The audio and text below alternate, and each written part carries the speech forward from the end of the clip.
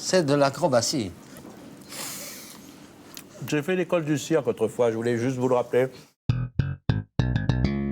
Bonjour, bonjour, bienvenue dans Grand Gourmand. Vous avez fait votre jogging, vous êtes en forme, vous êtes prêts pour 26 minutes de bonheur et de gourmandise. Alors, aujourd'hui, j'avais envie d'une petite bouffée d'exotisme. Alors, je ne sais plus si on dit bouffée d'exotisme ou bouchée d'exotisme. À vous de voir. Alors, je suis allé chercher sur vos étagères et j'ai trouvé le safran, j'ai la menthe, vous avez le gingembre, j'ai le poivre de Sichuan. Vous avez compris, on va avoir une émission tout en couleurs, consacrée à la cuisine asiatique. Alors, vous êtes prêts? Randonnée au Japon, rendez-vous en Thaïlande, un petit tour par la Chine et puis bien entendu le Vietnam. Voilà, place à la cuisine étrangère à Paris. On est un peu en banlieue et vous allez voir, on va dans un lieu absolument fantastique. On a l'impression que la Chine a été reconstituée. Ça s'appelle Chinagora. C'est juste là, entre Marne et Seine. Regardez ce décor. Regardez comme c'est beau. On croirait un décor en pâte d'amande tellement c'est léché. Et c'est le plus grand restaurant chinois d'Europe. Vous imaginez? Oh là là là là là là, la démesure. Je vous laisse pas dans le véhicule, vous venez avec moi. Hein. Allez, venez. Ah. Bonjour, messieurs. Bonjour. C'est la gymnastique chinoise du matin. Oui. Bonjour, maître. Bonjour. Je peux vous imiter? Oui.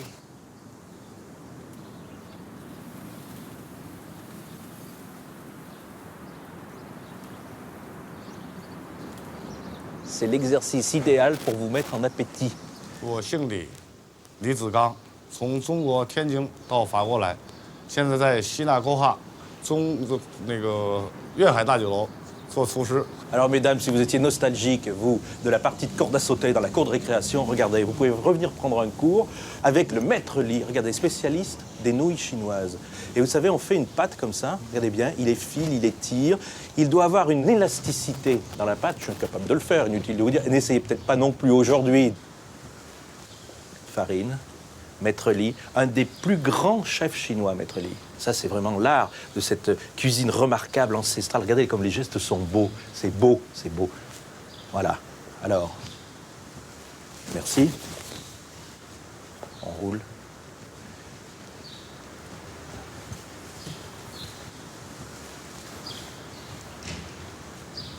Allez, hop, 4 déjà. Et ça continue. 2, 4, 8. J'ai le temps d'aller faire un petit tour au tai chi. Talon à gauche. Croisez les deux mains.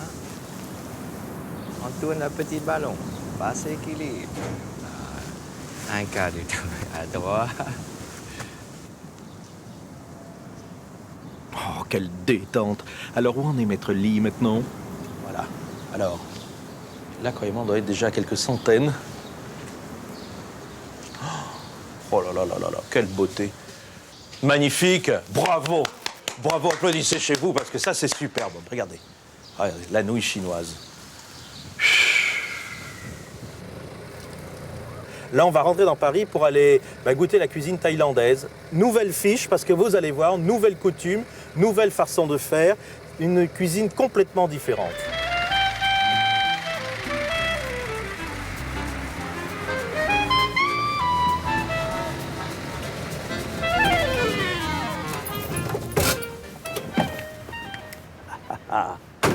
Pivanitki, ça fait 7 ans que je suis responsable de l'établissement Kunakor de Paris. Comment allez-vous? Très bien, vous. Quel plaisir de vous voir. De même. Alors, cuisine thaïlandaise, hein, vous avez intérêt à nous dire que c'est la meilleure de la cuisine asiatique, non? Bien sûr. On y va? D'ailleurs, notre chef vous a préparé une petite surprise. C'est vrai, Venez. c'est vrai. Belle allure, garçon. Ça, c'est la pratique de la cuisine thaïlandaise, ce qui... Oui, c'est une cuisine d'abord qui est... on mange d'abord avec le regard, donc Oui.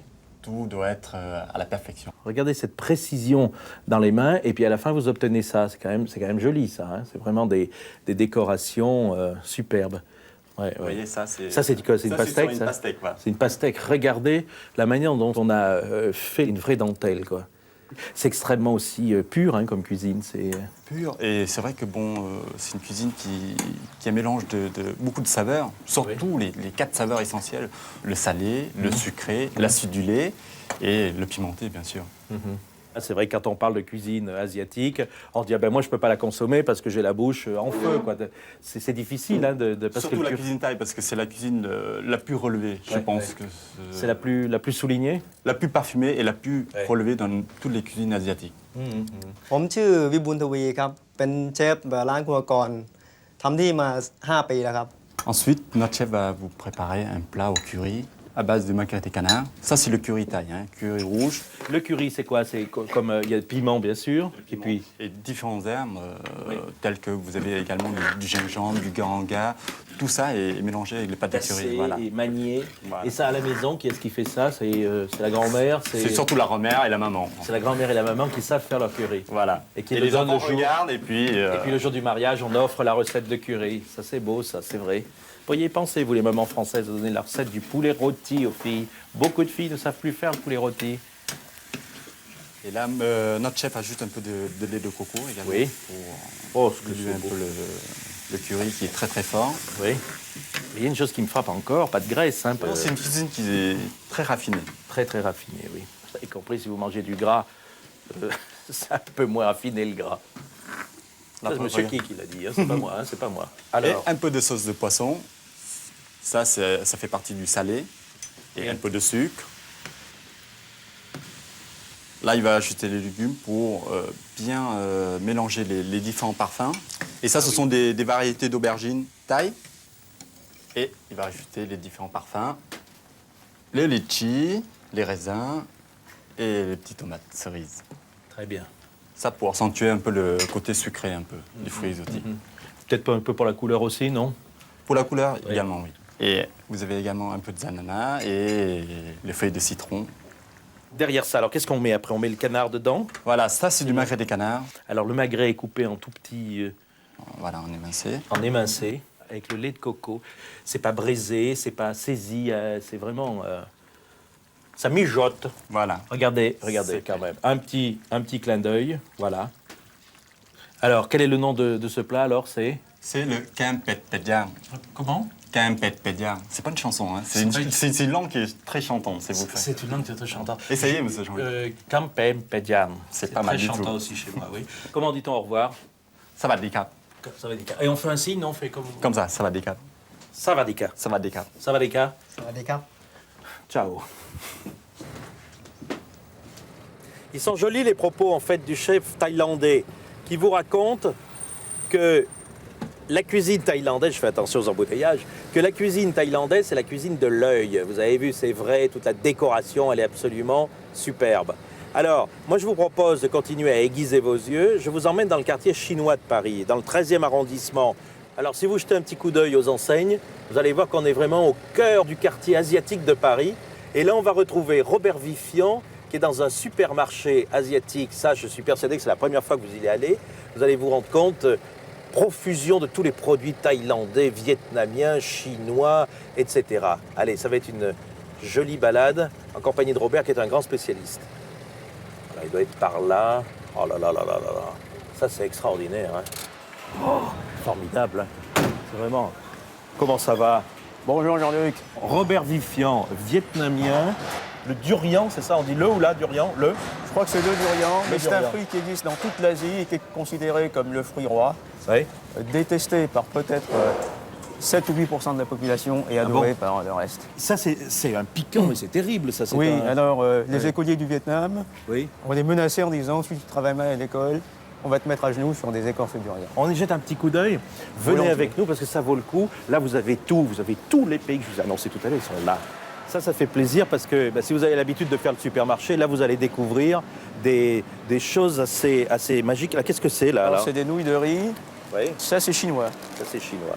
Alors là tu as Oui. des nouilles de soja. Mais il n'y a que des trucs. Mais c'est vrai qu'on n'a pas l'habitude de... Alors c'est des nouilles de riz également, mais disons de forme et de diamètre différents. Pour c'est la texture, vous savez que la texture en Asie est capitale. Ah oui, entre les pâtes plus fines, plus épaisses. Et puis plus collantes, plus élastiques. Les champignons aussi Les drôlement présents champignons dans... secs qui sont une variété de lantin de chêne. Ça, qu'est-ce que c'est? C'est de la sauce au poisson, qui est Sauce le de Niot Nam. poisson. Sauce pour les poissons fermentés. Donc, Exactement, ça c'est très fort. là, il y a des choses. C'est des variétés de choux chinois On appelle chou par commodité, parce que ça, c'est plus proche de l'épinard. Hein. C'est vrai, c'est vrai. C'est plus proche des feuilles d'épinard. On s'en sert chez nous pour sauter, salade. Et Comment tu certains les l'appelles mettent, Roussin. Roussin. Encore une variété de choux. Ça, c'est dans la base de toute la cuisine, en général asiatique. Disons que lorsqu'on a envie de légumes verts, on se tourne souvent vers ce genre de... C'est vrai que... Alors, tu vois que... Regardez, on est en plein également- 13e arrondissement et on a l'impression d'être dans un jardin. D'accord. Hop. Ça, c'est un produit thaïlandais. Oui. Nous, on s'en sert au Vietnam relativement peu. Donc, c'est une sorte de courge, si tu veux. Une sorte de courge. Ah, dis donc, là, il y a des... Feuilles de banane. Ah oui, oui. Donc, La feuille de le bananier plutôt. On s'en sert pour envelopper certaines préparations, des gâteaux de riz, pour donner à la fois la couleur et un léger goût de feuilles de bananier. Mes enfants, la citronnelle, ça sent bon. Bien, Très je bien. te montre le produit alimentaire Oui. le plus cher du monde lorsqu'il vient du meilleur tiroir qui est chinois et lorsque sa forme est la plus proche de la silhouette humaine, peut coûter 20 fois plus cher que la truffe blanche ou le safran. Comment ça s'appelle Le ginseng. Ginseng, très bien. Tu sais ce que j'aurais aimé, c'est que tu m'emmènes chez toi. Tu sais, j'aurais bien aimé. Si vous voulez nous suivre, bien sûr, il y a de la place dans le taxi. En fait, ce quartier, il a été construit, en gros, tout s'est organisé autour de l'Asie. À partir de quelle époque? Il y a une vingtaine d'années, 30 ans? À mon avis, ça date d'après 75, donc les boîtes pivot. Donc c'est les Chinois de toute l'Indochine qui sont venus. Donc il y a aussi bien des Chinois, beaucoup du Cambodge. Ici, c'est une communauté qui est ce qu'on appelle les Teo Chao. C'est une région de Chine qui s'était bien implantée au Cambodge. Et ce sont eux qui sont majoritaires dans ce quartier. Et tout s'est organisé à partir des petites épiceries et puis des restaurants après. Et puis eux sont venus habiter. Alors, la rue de Verneuil, nous y voici. Pardon, monsieur, si vous voulez bien monter sur le trottoir. Bon, alors, on arrive chez toi, là. Et alors là, ton frère est en cuisine, là? J'espère, enfin j'en suis certain. On va voir, pardon. Excuse-moi. Ah, salut, Freddy! Ça va? Comment ça va? Le frère, alors, hein? Oui. Je m'appelle Freddy Vifian, je suis chef au Tandine à Paris, un jour sur deux, avec mon frère. Alors, donc, on en a parlé, là. On a vu ça sur le marché tout à l'heure. Par rapport à la cuisine thaïlandaise, la différence, c'est quoi? La cuisine vietnamienne est beaucoup moins épicée. Oui, En fait, il faut se rendre compte de la géographie. oui, Avant, on s'appelait l'Indochine. oui. Et plus c'est proche de la Chine, Oui. moins c'est épicé. Plus C'est c'est vrai. proche de l'Inde, plus c'est épicé. Et la Thaïlande est plus proche de l'Inde que nous. Vous avez compris, vous avez la carte de géographie, vous avez vu, plus on se rapproche, moins c'est épicé, c'est ça? C'est ça. Alors, les nems. Oui. Alors, Nous, on les appelle les caillards. alors, comment ça se goûte, ça? Une feuille de Une salade. feuille de salade, un morceau de concombre, de la carotte, une feuille de menthe, et ceci, et tu trempes la sauce et c'est pour toi. Vous voulez pas m'imiter, j'aurais l'air moins seul. Puis c'est vrai, comme ça, un peu, juste quand on goûte toutes ces cuisines. J'adore ça parce qu'on picore, on mange pas, on découvre, on a l'impression de jouer, vous savez, comme dans une chambre d'enfant. Et ah! Non, mais Oh là là! Et dans les familles vietnamiennes, on trouve ça, vous, par exemple, maman Vifian, cuisiner les... Ah oui, alors, moi, j'imagine la dame à fait. vietnamienne, oui. Et elle chante une chanson en même temps? Non, il n'y a pas de chanson. Qu'est-ce qu'on chante ou pas? Ça dépend de son humeur. Bon, la cuisine vietnamienne est une cuisine fondamentalement de ménage. Donc les femmes sont très très importantes. Et nous avons appris la cuisine par notre mère, Alors, juste, pâte à nem, ce qu'on appelle pâte à... qui est c'est en ça? fait une pâte de riz, À l'intérieur, du poulet, oignons, germes de soja, les champignons noirs aussi. et champignons noirs, un petit peu de vermicelle également. et les petits saladiers, ça, parce que papa, il a ce sont l'œil, des- hein, il regarde, il a des trucs derrière, il a l'œil, hein. Ça, ce sont des rouleaux de printemps chez les autres. Et puis là, on a essayé de Visite. le modifier un peu. Alors, ça, c'est... Du papier de riz, qui est en Oui. fait une galette de riz, qui est mouillée. C'est farci de canard que nous faisons cuire plusieurs heures, Oui. avec une sauce qui est une purée de soja, avec donc des cacahuètes grillées pilées dessus. Oui. Et le goût est très intéressant parce que le côté torréfié est très peu utilisé dans des sauces des autres pays asiatiques et des pays occidentaux. Merci pour cette conférence de presse. Regardez, j'y arrive. Non, non, c'est beau, ça, dis donc.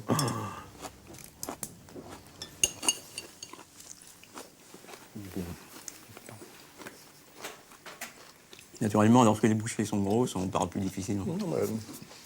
Tenez, vous avez besoin de prendre des forces. Freddy, regardez-moi ça. Comme t'es...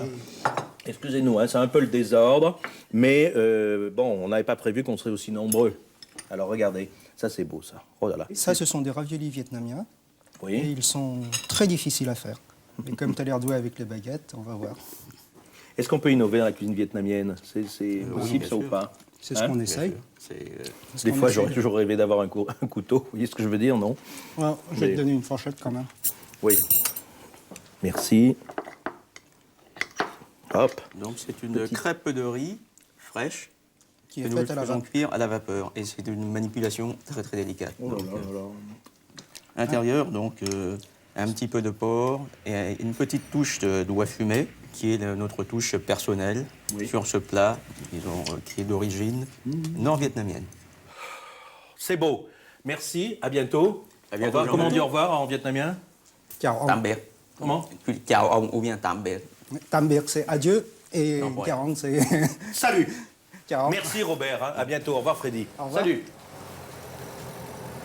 Et voilà, on retrouve la scène là. Ils sont formidables ces frères Vifiant. Mais ce qu'il faut que vous sachiez, c'est qu'il y en a un qui a un doctorat d'anglais, qui est Robert, et son frère, Freddy, qui est pharmacien. Alors c'est amusant quand on voit comme ça ces intellectuels qui ont suivi le chemin tracé par maman, le chemin de la cuisine vietnamienne. Alors là, on va découvrir la cuisine japonaise. Aiguisez vos couteaux, parce que la cuisine japonaise, elle se goûte certes, mais vous allez voir, c'est un vrai grand opéra. Cuisine japonaise. Ça va, merci. Allez vite. Non, je suis monté à pied. Quelques étages jusqu'au Benkei pour vous rejoindre. Passe donc ici Jacques Sénéchal, cuisinier français, mais qui a un amour pour la cuisine japonaise. Et puis alors monsieur, qui est alors lui, vrai chef du Benkei, monsieur comment? Miyagawa. Notez, Miyagawa. Voilà. Alors, allons-y. C'est quoi? Alors ça, c'est la découpe pour faire le sashimi. C'est un couteau qui est très dur, ce qui permet d'avoir une coupe juste. Regardez. Voilà. Donc le poisson n'a pas souffert. Vous avez vu ça? Et ça se fait toujours avec des poissons très frais. Oui. Oui. Ce couteau, c'est pour lever les filets le plus fin possible. Ah oui, oui. Là, on l'enlève la peau qui est dessous. Tout petit morceau. Alors pourquoi le coupe-t-il dans ce sens-là? Pour Oui. que les fibres du Oui, poisson oui. soient courtes. À la mâche, on ait le goût et non pas une résistance. Alors là, qu'est-ce que l'on a? Cette belle bête, qui est un peu comme moi, sportive. C'est quoi? C'est une dorade? Royal. Qui est dans la position de nager. Oh, mes enfants. Très, très beau. Voilà. On habille la dorade et on met le poisson. Alors, c'est tout cru, tout cru, tout cru. Juste, vous êtes là. Regardez la beauté de l'ouvrage. Superbe. Superbe, superbe. Voilà un joli plat. Regardez, ça c'est côté cuisine. Il nous manque les baguettes. Et ça inspire le silence. Merci, chef. Je vous en prie. Bravo, bravo. 神道正です。弁慶で私もシェフをしております。東京出身です。 Et ça me fait plaisir. Tu vois, c'est un côté japonais de la gastronomie de comptoir. C'est un truc qui me fait ça. plaisir, non? Le sushi, c'est la maîtrise du riz et du poisson cru. Allez, hop, crevettes sucrées, ventre de thon. Voilà. Alors, ils recoupent le poisson. Oh, dis donc, ça devient une habitude hein, chez les Japonais. Ils découpent tous les poissons donc en fines tranches. Regarde, là, il est en train de mettre le riz sous le poisson. Mais auparavant, il a mis un petit peu de sauce Réfort. Ah oui, oui, la petite moutarde verte qu'on a moutarde vue verte. tout à l'heure. Dis donc, qu'est-ce qu'il fait? Alors là, c'est difficile à suivre, ça. Regardez-le, à quelle allure ça va. Regardez ces petites crevettes qui étaient anonymes il y a quelques instants. Regardez-les maintenant, regardez la vie qu'il peut y avoir. Alors on va essayer, parce que tu vas voir, je suis quelqu'un quand même de très adroit. Et regarde, j'ai eu quelques peines avant, mais maintenant... Voilà, et goûte. C'est de l'acrobatie. J'ai fait l'école du cirque autrefois, je voulais juste vous le rappeler. Et là, qu'est-ce que c'est, ça? C'est l'amuse-bouche, c'est le panda et le poisson et les fleurs. Qu'est-ce que c'est décoratif? Vous avez toute l'histoire du Japon dans une assiette. Merci, monsieur, hein, pour tout ça, ces petites choses-là. On y va? On y va. Allez vite, C'est vous nous le suivez, teppanyaki. vous venez avec nous. 大阪から来ました増本です。鉄板焼きのシェフをしております。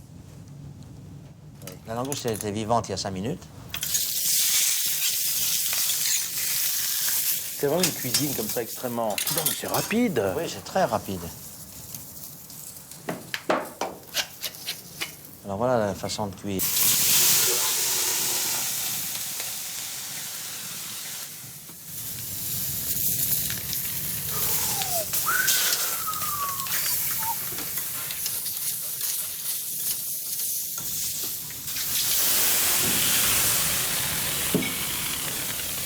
Ah oui, et voilà. C'est vraiment une cuisson formidable, c'est croquant. Regardez la beauté de cette affaire-là. Voilà, ça c'est splendide. Ciboulette, beurre. Alors là, il va mettre un petit peu de soja. Quand tu dis un petit peu, il en met beaucoup, oui. Et ça s'évapore. Ah oui, d'accord. Là, il fait sa réduction. Mais c'est sensationnel, mais regardez ça. Hop, un petit coup de citron. Quelques œufs de saumon. Quelques fines herbes. Alors avec les petites baguettes. Déposé dessus avec beaucoup de finesse. Raffinement total, c'est beau. Bon appétit. Alors là, on va chez Monsieur Chen, rue du Théâtre. Si c'est sombre, ne vous inquiétez pas, ce n'est pas la nuit, mais c'est... On se glisse vers la cuisine chinoise. C'est mystérieux, ce quartier. Alors, on va aller voir Monsieur Chen. Monsieur Chen, restauration chinoise. Secret. 我姓陈，叫陈逢清，我在巴黎15区子城共餐馆。 Bonjour, Monsieur Chen. Comment ça va? Ah, bonjour Jean-Luc. Vous allez bien, bonjour. Premier classique que l'on connaît, c'est le canard à la pékinoise. Et vous étiez en train de les préparer, Oui, je là? suis en train de préparer Bon. le canard. Maintenant, je fais gonfler le canard. Et pourquoi vous faites ça, en fait? C'est pour Maintenant, décoller c'est la le- peau, non? Oui, pour décoller la peau. Bon, Maintenant, je Et là passe le canard au bain. très bien. Allons-y. Alors, c'est un bain de quoi? C'est de l'eau bouillon, je mets de vinaigre. Et regardez-le comme il se tient bien dans son bain. C'est la douche. Ça sert à quoi, ça, Monsieur Chen? Ça, c'est déjà pour la peau qui reste tendre, plus dégraissée. Ah, d'accord. Parfois, je me dis que je devrais prendre des douches très, très chaudes. Donc là, il s'est refait une petite santé. Ouais, il faut compter au moins 6 à 8 heures dans la pièce froide. Et alors là, à ce moment-là... Maintenant, je vais laquer. Alors, qu'est-ce que c'est, laqué? C'est le miel Oui, allez-y. dilué avec de l'eau. Très bien. Et on a intérêt à le laisser, par exemple, reposer comme ça avec le miel, puis que le lendemain, Oui. on remet encore Maintenant, un petit il peu faut, de miel. il faut laisser bien sec encore, Ah une oui. fois à sécher. Une fois qu'il est sec, Il est comme ça. ouais, il y a déjà plus de 42. Plus de 40 heures de Ouais, séchage. après, ouais. Ah oui, oui. 40 heures, vous imaginez, mais ça veut donc dire qu'avant de le consommer, il y a combien de temps entre le début et puis la fin du compter canard? 3 jours, premier 3 jour, jours. troisième jour. 3 ouais. jours. Ouais. Il a mis Maintenant, son- il est prêt pour rôti, au four rôti. D'accord, ouais. puis au four. Maintenant, on attend 35 minutes environ à peu 35 près. minutes. Ouais. Si vous avez autre chose à faire, vous pouvez presque partir faire le marché, prendre votre caddie, puis y aller, parce que 35 minutes... Alors, il est cuit. Et le voilà. Regardez la bête. Ah, posez, Monsieur Chen. Voilà, ne bougez plus, regardez cette caméra. On dit en chinois pour dire merci, chi chi. Hein, c'est ça? Xie xie. Xie xie. C'est Jean-Luc. Xie xie, Monsieur Chen. On peut le goûter ou on peut... Oui, bien sûr, on peut le C'est vrai? goûter. Mais vous savez, il y a une chose aussi, c'était chez vous les cuisses de grenouille. Je me souviens des cuisses de grenouille. On peut les goûter aussi, les cuisses de grenouille? Bien sûr, avec le plaisir. C'est vrai? Petite cuisse de grenouille au poivre de Sichuan, vous allez voir ça. Ah, voilà les cuisses de grenouille. Alors ça, vraiment, ça c'est une recette traditionnelle au fait, je ne vous ai pas demandé, oui? Oui, c'est une recette traditionnelle, mais le... C'est un peu... hein, vous voyez ce que je veux dire, Sichuan n'est pas loin. Hein? C'est bon. C'est superbe. Je goûte un petit morceau de canard. Ça, c'est fabuleux. Cette ciboulette de Chine, d'ailleurs, cuite un petit peu à l'étouffée. Il y a une petite galette de riz. Galette de riz. Voilà, un Et peu juste de la ciboule, peau. Voilà. Voilà, on roule comme ça. Ouais. Et là, Maître Chen. Oh, ce que c'est bon, ça. Et vous êtes d'accord, je vais repartir avec une petite cuisse de grenouille, parce qu'on ne sait jamais, dans le taxi, j'en ai peut-être besoin d'une. Hein. Au fait, comment dit-on au revoir en chinois? 再见. Chachi, bravo, bravo. Au revoir. Jean-Luc. Chachi, chachi, chachi, magnifique. Allez, hop. J'espère que vous goûtez cette douceur parisienne de début de printemps. Un vrai plaisir. J'espère que vous avez eu un second plaisir de découvrir cette cuisine que l'on a appelée au début asiatique. Alors, c'est vrai que lorsqu'on découvre Paris, on parle toujours de la cuisine étrangère, la cuisine espagnole, la cuisine italienne, la cuisine libanaise, etc., etc.